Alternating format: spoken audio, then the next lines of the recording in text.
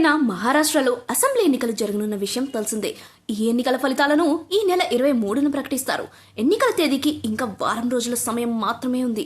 ఈ నేపథ్యంలో అక్కడ పోటీ చేసే పార్టీలు ఎన్నికల ప్రచారాలను ముమ్మరం చేశాయి.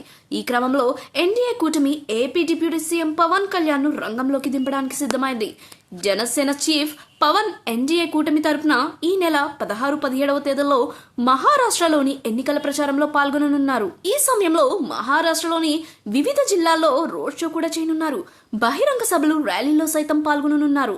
పవన్ కు తోడుగా జనసేన పీఏసీ చైర్మన్ నాదెండ్ల మనోహర్ వెళ్లనున్నారు. పవన్ కు ప్రజల్లో ఎంత పాపులారిటీ ఉందో స్పెషల్ గా చెప్పాల్సిన పనిలేదు. ఇటీవల కాలంలో ఆయన హిందూ మతాన్ని పరిరక్షిస్తానంటూ నేషనల్ వైడ్ గా ప్రజల్లో ఒక ప్రత్యేకమైన గుర్తింపు తెచ్చుకున్నారు. హిందూ మత పరిరక్షణ కోసం ఆయన చూపిస్తున్న తపన హిందువులకు బాగా నచ్చుతోంది. అందరూ ఆయనను అసలైన లీడర్ గా చూడడం ప్రారంభిస్తున్నారు. బీజేపీ సపోర్టర్లు అందరూ కూడా పవన్ వైపే మల్లుతున్నారు.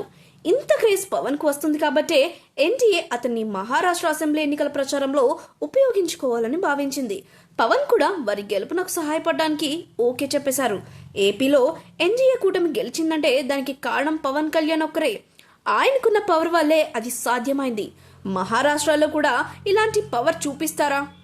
ఓటర్లను ఇన్ఫ్లుయెన్స్ చేసి తమ వైపు తిప్పుకుంటారా అనేది ప్రస్తుతం చర్చనీయాంశంగా మారింది. అక్కడున్న తెలుగు, సౌత్ ఇండియన్ ఓటర్లందరూ కూడా పవన్ చెప్పినట్లే ఓట్లు వేస్తారు. అలాగే హిందువులందరూ కూడా ఎన్డీఏ కూటమికి ఓట్లు గుద్దేయొచ్చు.